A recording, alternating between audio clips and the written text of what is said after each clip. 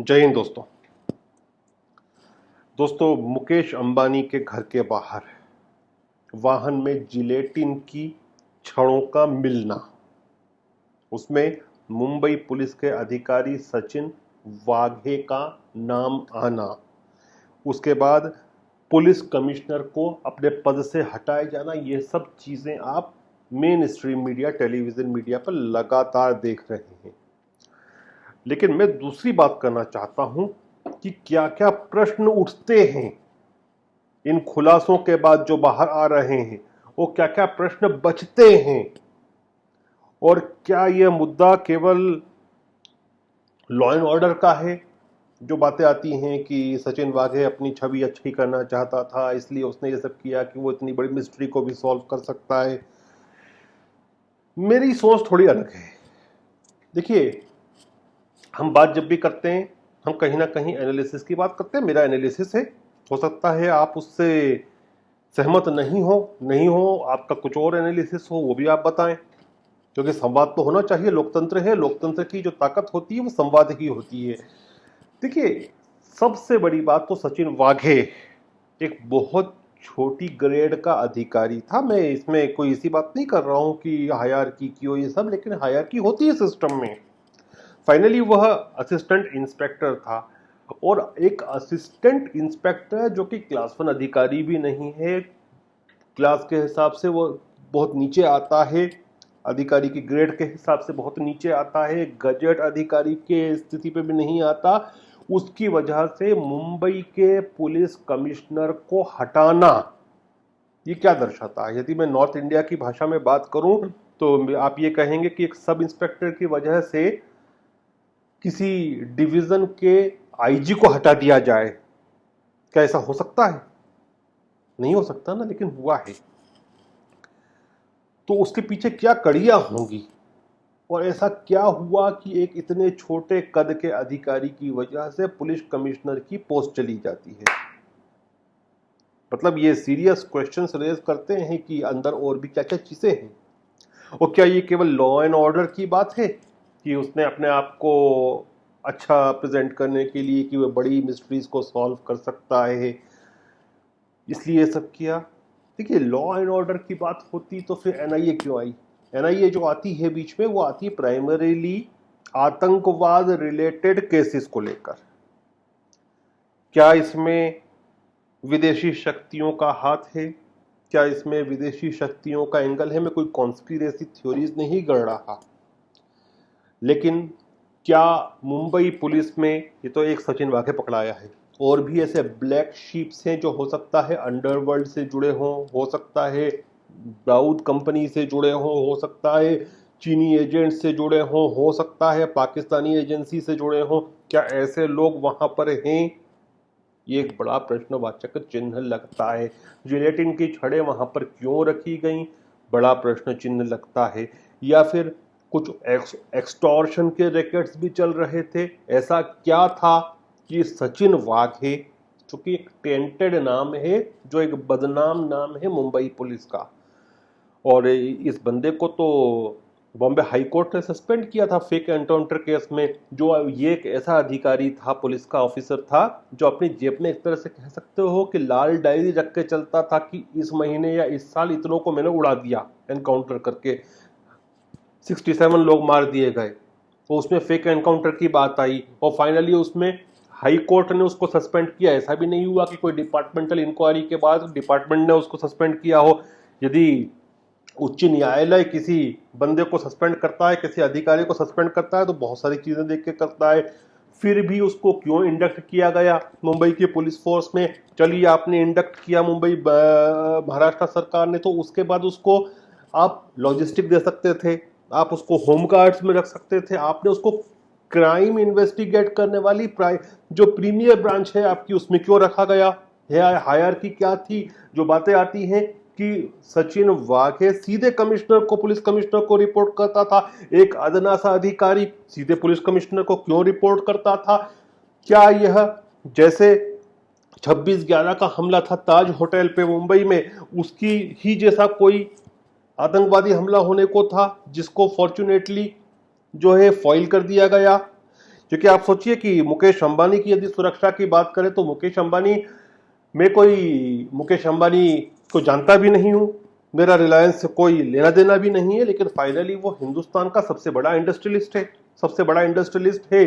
तो वह भारत की जीडीपी में बहुत ज्यादा कंट्रीब्यूट करता है, भारत के रेवेन्यूज में बहुत ज्यादा कंट्रीब्यूट करता है, वह लाखों लाख लोगों को रोजगार देता है। जियो जिस प्रकार से उठा है, और अलग अलग देशों से जो बात आती है, विशेषकर ब्रिटेन जो बोलता है कि 5G में कॉम्पीट करना है यदि, तो D10 डेमोक्रेटिक 10 ग्रुप बनाना है और चीन को उससे अलग रखना है, चीन की जो 5G कंपनीज है उसको दूर रखना है।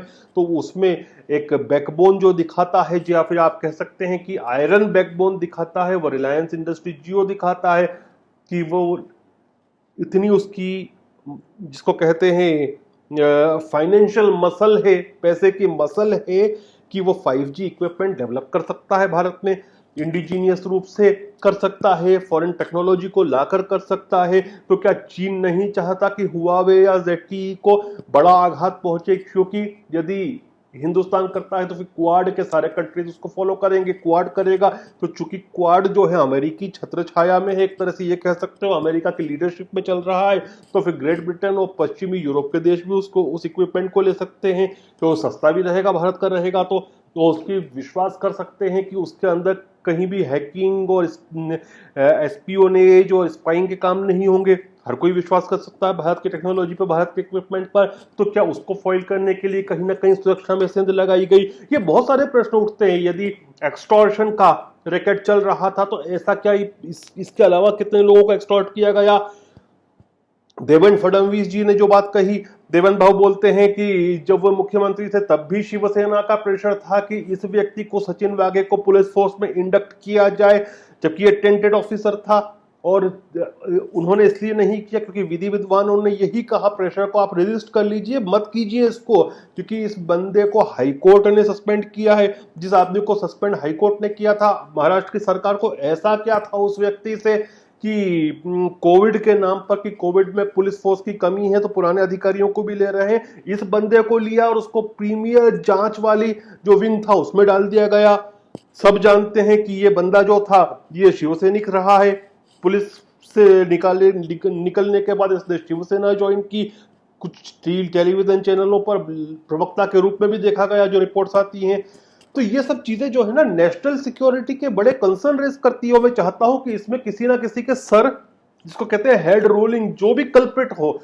जिलेटिन की छड़ें मुंबई के इतने पॉश एरिया में आ कैसे सकती हैं, आप ये बताइए? क्यों, यदि जिलेटिन की छड़ें आई हैं तो फिर कुछ भी हो सकता है। जिलेटिन कोई ऐसी तो चीज नहीं है ना कि माचिस की बारूद है। जिलेटिन का इतने पॉश एरिया में आना, चलिए मुकेश अंबानी यदि एक सेकंड के लिए मान लो टारगेट नहीं भी थे, तो इतने पॉश और इतने पैसे वाले एरिया के अंदर, यदि इतने वीवीवीआईपी एरिया के अंदर जिलेटिन की छड़ें मिल रही हैं, और उसके अंदर नाम आ रहा है मुंबई पुलिस के अधिकारी का, वो पुलिस का अधिकारी जो सीधे कमिश्नर को रिपोर्ट करता है, वो पुलिस अधिकारी जो पॉलिटिकल बेसिस पर सस्पेंड हाईकोर्ट से होने के बाद वापस से पुलिस फोर्स में इंडक्ट कर दिया गया, वह पुलिस अधिकारी जो सत्तारूढ़ दल का जो था कार्यकर्ता रह चुका है। तो ये बहुत सारे प्रश्न उठते हैं। मुझे अपेक्षा है कि एनआईए जो है ये दूध का दूध और पानी का पानी करेगी, वो होना भी चाहिए। क्योंकि ठीक है, पॉलिटिक्स अपार्ट, मैं नहीं बात कर रहा अभी कि राजनीति में क्या हो रहा है और अनिल देशमुख को हट जाना चाहिए और शरद पवार क्या कर रहे हैं, मैं अभी ये सब बातें ही नहीं कर रहा। लेकिन मेरे देश की सिक्योरिटी के साथ इस प्रकार का खिलवाड़ होना बहुत बड़ी बात है। क्योंकि ये कोई ऐसा नहीं है कि कोई स्लम एरिया के अंदर जिलेटिन की छड़ें मिली। मुकेश अंबानी एक वीवीआईपी, हिंदुस्तान में तो सबसे वीआईपी में से एक हैं, और पूरी दुनिया में वीवीआईपी आते हैं, क्योंकि उनका जो फोर्ब्स के लेवल पे भी जो उनके एसेट्स हैं, जिस प्रकार की कंपनी क्रिएशन से उनके घर के बाहर पे मिलना, उस पॉश एरिया के अंदर जिलेटिन के छड़ों का मिलना, जिस प्रकार से सचिन वाघे को इंडक्ट किया गया, ये बहुत बड़े प्रश्न उत्पन्न करता है। उसका दूध का दूध पानी का पानी होना चाहिए। मैं चाहता हूं कि जल्दी से जल्दी चीजें सामने आए। मुझे, और एनआईए जो है बड़ी प्रोफेशनल एजेंसी है, मुझे लगता है कि बहुत जल्दी दूध का दूध पानी का पानी होगा। ये मेरे प्रश्न हैं कि इसको, और मैं मानता हूं कि ये लॉ एंड ऑर्डर की बात नहीं है, ये किसी, मुझे पर्सनली लगता है, हो सकता है कि आप जो हैं मेरी बात से सहमत नहीं हो, लेकिन मुझे पर्सनली लगता है कि ये कोई ऐसा विषय नहीं है जिसमें कि कोई व्यक्ति ने अच्छा बनने के लिए, अपनी छवि बड़ी करने के लिए ये सब कुछ किया हो, ऐसा नहीं है। मेरे हिसाब से ये नेशनल सिक्योरिटी का बड़ा विषय है और इसमें सभी चीजें हो सकती हैं। मैं किसी पे इल्जाम नहीं लगा रहा कि हैं, और मैं तो चाहता हूं, और हो सकता है कि कुछ राजनेताओं के भी नाम आए जिनके फॉरेन कनेक्शंस हो, फॉरेन एजेंसी से कनेक्शन हो। मैं चाहता हूं ऐसा नहीं हो। भारत का कोई भी राजनेता जो हो, किसी भी दल का हो, वह मैं नहीं चाहता किसी भी विदेशी इंटेलिजेंस एजेंसी से उसके तार जुड़े हों, किसी अंडरवर्ल्ड डॉन से जुड़े हो, विदेश में बैठे हुए किसी डॉन से जुड़े हों। लेकिन ये सारे प्रश्न उत्पन्न होते हैं क्योंकि मामला बड़ा सेंसिटिव है, एरिया बड़ा सेंसिटिव होता है। जिलेटिन की छड़े मिलना और सचिन वाघे का नाम आना बहुत सारे प्रश्नों को उत्पन्न करता है। मैं प्रधानमंत्री जी से भी इस विषय पे विशेष अनुरोध करूंगा, गृह मंत्री जी से भी करूंगा कि इसको जल्दी से जल्दी सामने लाया जाए और कल्प्रिट्स कोई भी हो, वो कितने भी बड़े सरकारी अधिकारी हो या राजनेता हो, उनको बिल्कुल नंगा किया जाए, देश के सामने सच लाया जाए। जय हिंद, जय भारत।